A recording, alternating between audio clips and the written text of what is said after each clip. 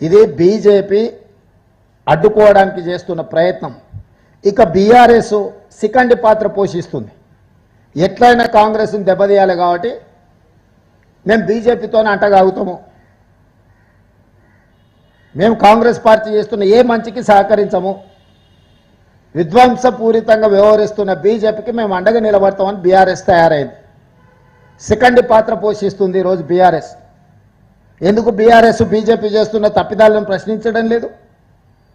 ఎందుకు నిన్న ధర్నాలో బీఆర్ఎస్కు సంబంధించిన రాజ్యసభ సభ్యులు పాల్గొనలేదు? ఇక్కడికి రాకపోను మేము చేసిన ధర్నాను అవహేళన చేస్తారు. తాటి చెట్టు అట్లా పెరిగితే కాదు, ఆవగించంత అవగాహన కూడా ఉండాలి. చెట్టు లెక్క పెరిగితే ఏం ప్రయోజనం లేదు సమాజానికి, ఆవగించంత అయిన అవగాహన ఉండాలి.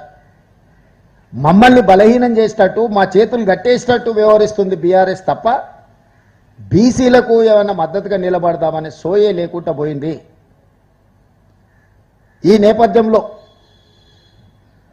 బీజేపీ బీఆర్ఎస్ ఏ విధంగా అడ్డుకుంటుండ్రో, ఏ విధంగా బీసీ రిజర్వేషన్లను 50% మించకూడదు అని చట్టం చేయడం ద్వారా బీఆర్ఎస్, 42% బిల్లులను ఆమోదించకుండా బీజేపీ, వీళ్ళిద్దరూ బీసీ ద్రోహులుగా, బీసీ వ్యతిరేకులుగా తెలంగాణ సమాజం భావిస్తుంది.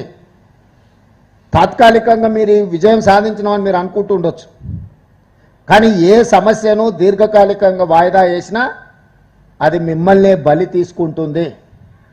ఇప్పటికైనా తక్షణమే ఈ బిల్లులను, ఈ ఆర్డినెన్స్ను ఆమోదించాలి. నరేంద్ర మోడీ గారు సూచించాలి. మేము కూడా విజ్ఞప్తి చేస్తున్నాం, మీరు చెయ్యండి. మేమందరం కలిసి వచ్చి ఇక్కడికి వచ్చింది చిత్తశుద్ధితో 42% ఓబీసీ రిజర్వేషన్లు సాధించడానికి ఈరోజు ఢిల్లీకి వచ్చినాము. 3 రోజులు ఇక్కడ ప్రయత్నం చేసినాము.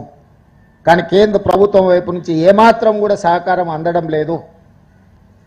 బీఆర్ఎస్ వాళ్ళు పరోక్షంగా నైతిక మద్దతు కూడా బీసీలకు ఇవ్వడం లేదు. వీళ్ళిద్దరు చేస్తున్న దుర్మార్గమైన చర్యల్ని తెలంగాణ సమాజం గమనిస్తుంది. ఖచ్చితంగా క్షేత్రస్థాయిలో వీళ్ళకు గుణపాఠం చెప్పే విధంగా, వీళ్ళు చేస్తున్న తప్పుడు నిర్ణయాలను ప్రశ్నించే విధంగా కాంగ్రెస్ భవిష్యత్ కార్యాచరణ తీసుకుంటుంది. ఈరోజు భవిష్యత్ కార్యాచరణ కూడా వెళ్ళిన తర్వాత పొలిటికల్ అడ్వైజరీ కమిటీ సమావేశాన్ని ఏర్పాటు చేసి ఏ విధంగా ముందుకు వెళ్ళాలి, ఏ రకమైన ఒత్తిడి తీసుకురావాలి, చట్టపరమైన, న్యాయపరమైన, ప్రజాక్షేత్రంలో తీసుకోవాల్సిన కార్యాచరణ మీద హైదరాబాద్కు వెళ్ళి పిఏసీ సమావేశాన్ని ఏర్పాటు చేసి భవిష్యత్ కార్యాచరణను నిర్ణయించడం జరుగుతుంది.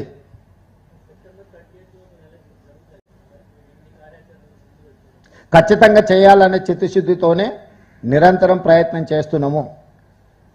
సాధ్యాసాధ్యాలను అన్నిటిని కూడా పరిగణలోకి తీసుకొని పార్టీ, ఆ తర్వాత ప్రభుత్వం నిర్ణయం తీసుకుంటుంది ఏ విధంగా ముందుకు వెళ్ళాలనే దాని మీద.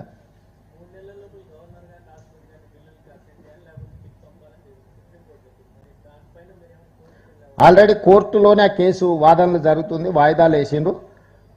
అన్ని రాష్ట్రాల చీఫ్ సెక్రటరీలకు, రాష్ట్ర ప్రభుత్వాలకి సుప్రీంకోర్టు వాళ్ళ యొక్క స్పందనను చెప్పమని ఆదేశాలు ఇచ్చింది. ఖచ్చితంగా ఈ అంశంలో కేంద్ర పార్టీని సంప్రదించి రాష్ట్ర ప్రభుత్వం యొక్క విధానాన్ని కోర్టుకే తెలియజేయడం జరుగుతుంది. ఏమండి 42% ఎట్లా చేయాలి? ఒకవేళ పార్టీ పరంగా చేయగలం, అఫీషియల్గా చేయడానికి లేకనే చట్టం కదా. ఒకవేళ రాష్ట్ర ప్రభుత్వం పంపించిన బిల్లులను గవర్నర్ గారు ఆమోదించుంటే సమస్యనే లేదు.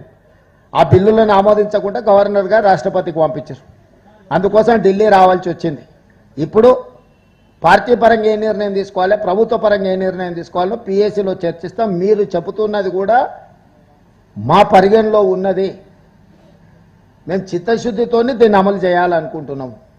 దానికి అవసరమైన కార్యాచరణ అందరినీ సంప్రదించి, ఎందుకంటే అందరి ముఖ్యమైన నాయకులు, సీనియర్ నాయకులు, వి హనుమంతరావు గారు, కేశవరావు గారు, జానారెడ్డి గారు, ఈ విధంగా చాలామంది సీనియర్ లీడర్స్ అందరు కూడా ఉన్నారు. వెనక్కి వెళ్ళిన తర్వాత పిఎస్సి సమావేశాన్ని ఏర్పాటు చేసి అక్కడ కార్యాచరణ, భవిష్యత్ కార్యాచరణను ఏ విధంగా అమలు చేయాలి 42%.